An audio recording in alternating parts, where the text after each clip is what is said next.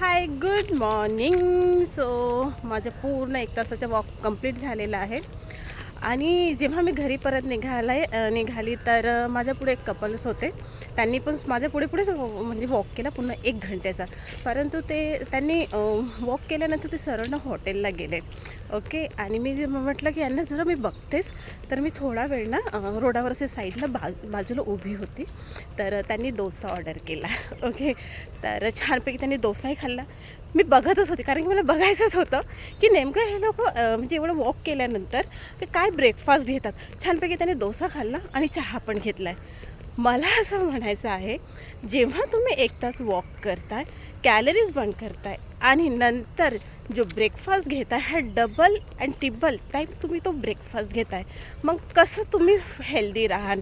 तर नेहमी जेव्हा हेल्थवर काम करता, म्हणजे तुम्ही तुमच्या फॅट लॉसवरती काम करता, तर सगळ्यात आधी तुम्हाला एक रूल फॉलो करणं गरजेचं आहे.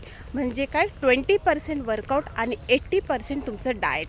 तुमचं मॉर्निंगचा ब्रेकफास्ट हा हेल्दी, लो कॅलरीज असायला पाहिजे. तरच तुम्हाला कुठे जाऊन ते रिझल्ट येईल. मग ब्रेकफास्टमध्ये काय घेतलं पाहिजे, तर मला तुम्ही मेसेज करा. मी तुम्हाला काही टिप्स देणार की तुमचा हेल्दी मॉर्निंग ब्रेकफास्ट कसा असायला पाहिजे.